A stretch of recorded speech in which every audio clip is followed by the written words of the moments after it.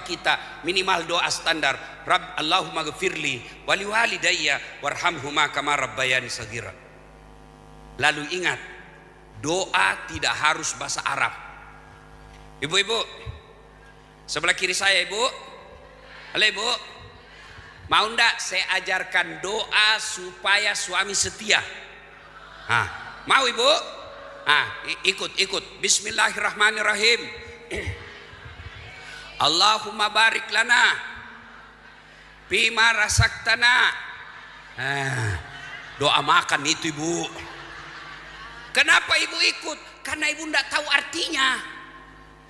Jadi doa tidak harus pakai bahasa Arab. Bahasa Jawa monggo, bahasa Sunda mangga, bahasa Inggris kalau kau tahu. Bahkan boleh pakai bahasa isyarat tanpa bahasa.